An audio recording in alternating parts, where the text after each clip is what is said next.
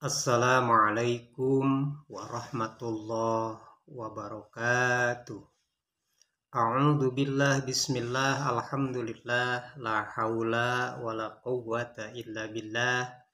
Asyhadu an la ilaha illallah wahdahu la syarikalah wa asyhadu anna Muhammadan abduhu wa rasuluhu alladzi la nabiyya ba'dah. Allahumma sholli ala sayyidina Muhammad wa ala ali sayyidina Muhammad. Shadaqallahul adzim. Baiklah rekan dan sahabatku di mana saja kalian berada. Selamat bertemu kembali dengan saya di dalam kesempatan yang berbahagia ini. Marilah kita awali dengan sama-sama memanjatkan doa kepada Allah Subhanahu wa Ta'ala. Mudah-mudahan segala keinginan, segala hajat, segala sesuatu yang diinginkan oleh sobat-sobatku semuanya ada dalam ijabahnya Allah Subhanahu wa Ta'ala. Amin ya Rabbal alamin. Satu ketika sahabatku semua, setiap orang mungkin pernah mengalami suatu kehidupan yang sulit. Nah, tatkala kita mengalami suatu kehidupan yang sulit, tentunya segala hal pasti kita lakukan. Bahkan kita ada juga yang bertanya ke ustadz, ada yang bertanya ke kiai, bahkan ada juga yang bertanya kepada paranormal. Hal itu biasa terjadi di kalangan kita. Karena tidak sedikit di waktu kita mengalami hidup serba sulit, kolab gitu kan dalam artian, maka setiap orang yang memberi penerangan, setiap orang yang memberi petunjuk kepada kita, nih ini harus dilaksanakan, pasti kita laksanakan. Begitu juga saya pada suatu ketika saya pernah dilanda kehidupan serba sulit. Padahal pada waktu itu saya punya usaha. Tetapi usaha yang dirintis selama bertahun-tahun belum juga membuahkan hasil. Bahkan yang ada hanyalah rugi, dan rugi. Usaha itu bukan mendapatkan profit, tetapi yang didapati adalah utang dan utang. Nah, pada satu ketika saya bertemu seseorang tanpa disengaja. Pada saat itu saya ngobrol bahwa walaupun saya punya usaha kecil-kecilan, tetapi usaha itu tidak kunjung berhasil, tidak kunjung punya untung.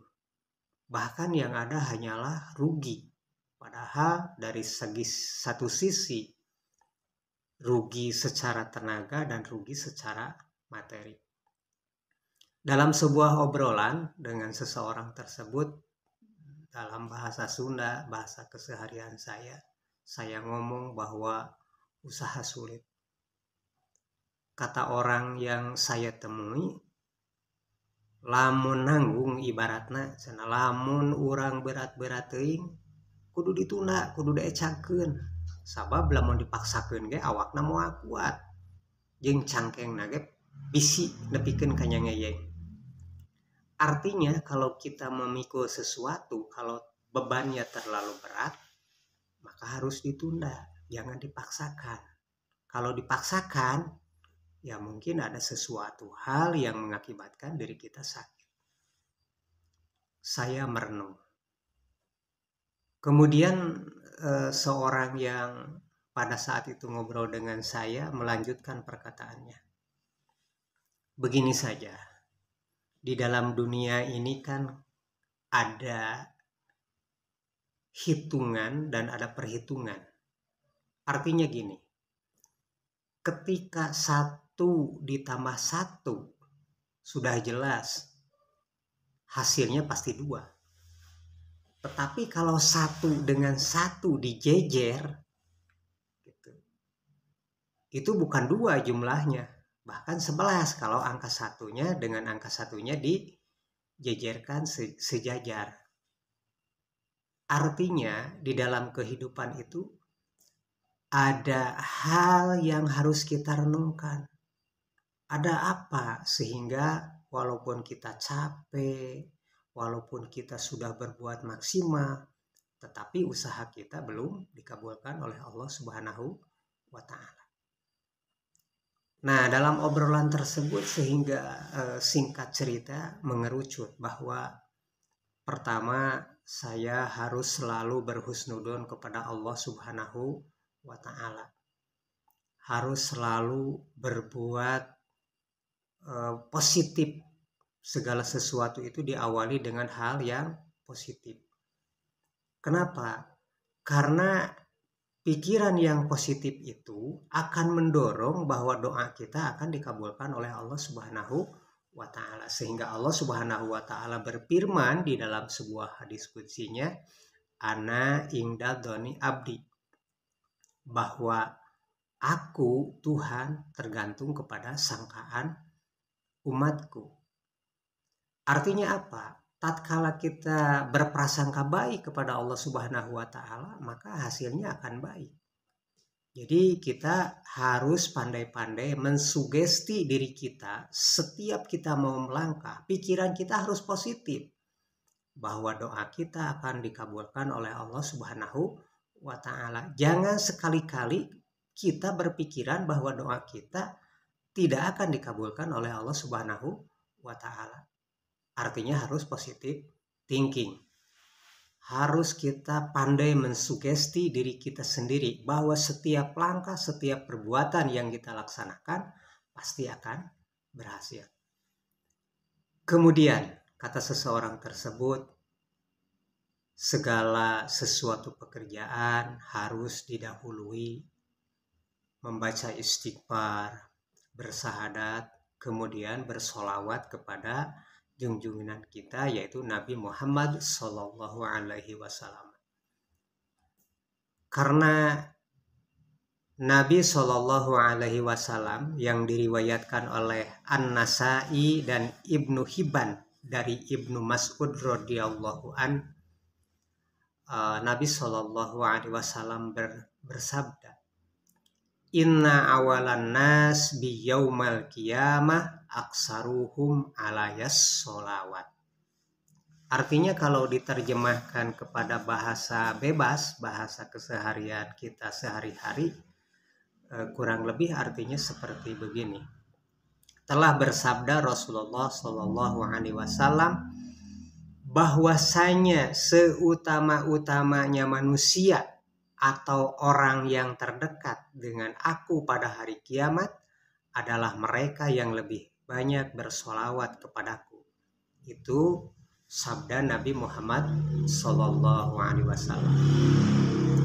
Nah, setelah itu saya dikasih wirid oleh seseorang tersebut yang harus dilafadzkan setiap melaksanakan ba'da sholat yang 5 waktu dan juga didawamkan di tengah sepertiganya malam. Namun sebelumnya kita harus membaca sholawat dulu. Itu kata seseorang yang pada waktu itu bertemu dengan saya. Baiklah rekan dan sahabatku semuanya, sebelum wirid tersebut saya bacakan dan mudah-mudahan menjadikan ilham kepada rekan-rekan dan sahabat-sahabatku semua yang pada saat ini dilanda kehidupan yang sangat sulit, usaha mungkin lagi stagnan atau ada di titik nadir, kesana kesini bahwa kita sudah sumpah, maka serahkan diri kita kepada Allah Subhanahu wa Ta'ala. Insya Allah saya akan berbagi doanya nanti di akhir. Namun sebelumnya marilah kita sama-sama membacakan sholawat dulu kepada Nabi Muhammad Sallallahu Alaihi Wasallam. Inna Allah wa malaikatahu yusalluna ala nabi ya ayyuhalladzina amanu sallu alaihi wa sallimu taslima. Allahumma salli wa sallim wa barik alaihi wa ala alihi wa sahbihi. Marilah rekan dan sahabat, kita sama-sama membaca sholawat kepada Nabi Muhammad sallallahu alaihi wasallam. Salawatullahi taksha asyrafa ruslil ataib wa ta'ummul ala jam'an ma bada nurul kawakib. Marilah sama-sama agar kita mendapat pahala dan agar kita mendapat syafaat dari junjungan kita semua, yaitu Nabi Muhammad sallallahu alaihi wasallam. Marilah kita sama-sama rekan. Salawatullahi taksha asyrafa rusulil ataib wa ta'ummul ala jam'an ma bada nurul kawakib akbala sa'du alaina walhana min kulli janib falana labusra bisa'din ja'ana min khaywahib.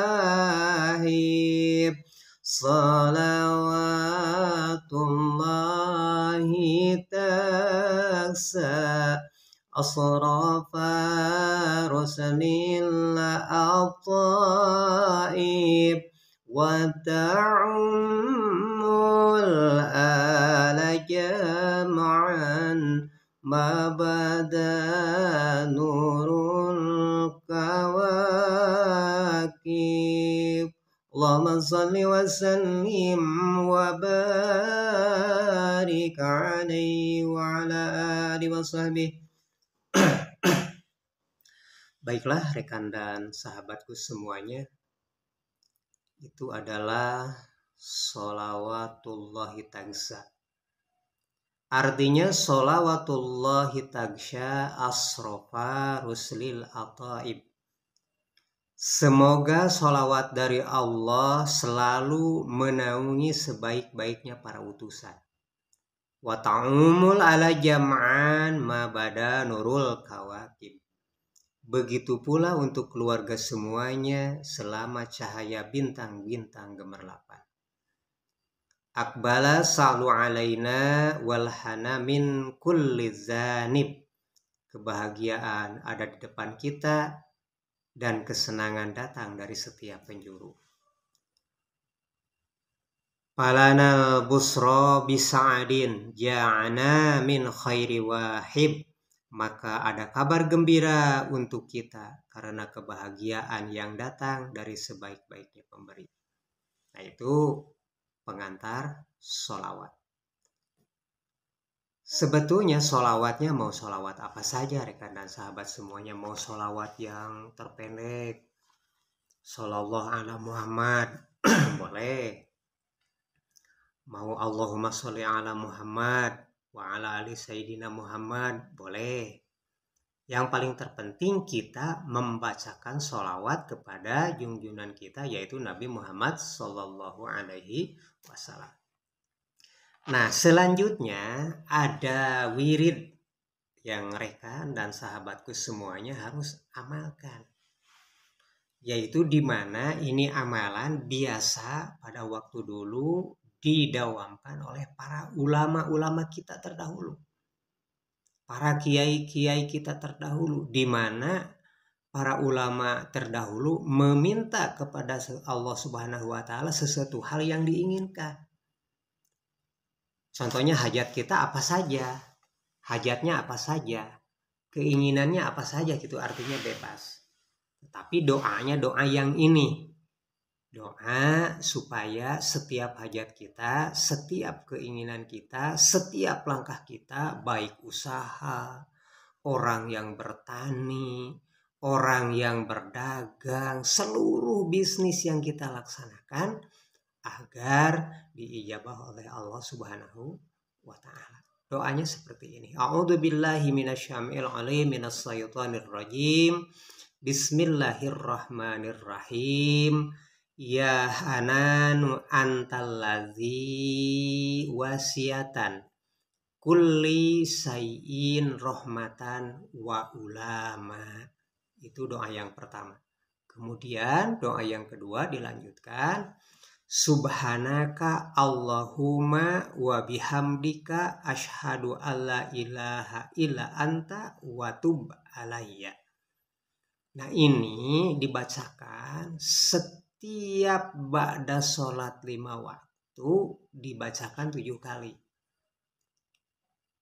Jadi ya Hananu antaladzi wasiatan, ya Hananu antaladzi wasiatan kulli sayyin rahmatan wa ulama, dibaca 7 kali.